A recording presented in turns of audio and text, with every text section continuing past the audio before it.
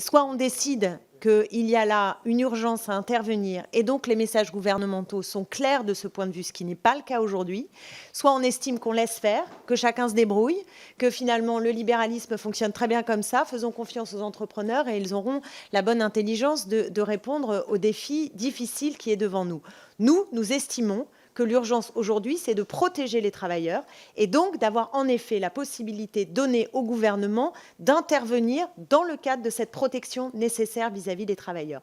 Ce qui implique également, d'ailleurs, des missions pour l'État, on l'a déjà dit. Les hôpitaux, j'en parlais tout à l'heure, on est au stade le plus effrayant de ce qui est, puisqu'on n'est pas capable aujourd'hui d'avoir les masques en nombre suffisant et les gels hydroalcooliques en nombre suffisant pour protéger les personnels qui sont directement au front. Mais je dirais que l'État a aussi une responsabilité dans ces matières-là, à essayer de le faire. Mais pour le reste, je suis désolée, s'il n'y a pas de puissance publique pour contrôler de façon extrêmement ferme, on aura ensuite les yeux pour pleurer. Et je voudrais répondre à Monsieur de Courson, et je m'arrêterai là-dessus, qui met en parallèle soit le chômage partiel, soit le fait d'être dans un environnement où on peut être possiblement contaminé et donc dangereux.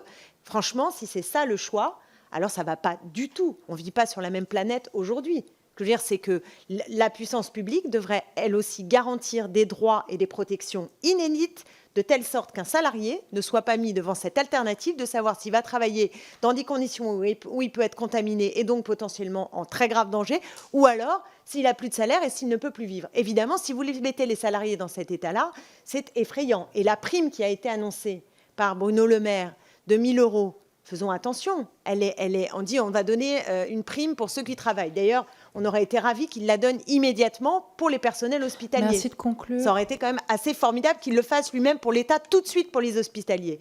Mais pour les autres, qu'est-ce que ça veut dire? Si vous prenez le risque, vous aurez une prime, c'est ça le message. Essayons de couvrir les droits et de permettre à tout le monde de vivre dignement et de protéger l'ensemble des salariés aujourd'hui dans notre pays.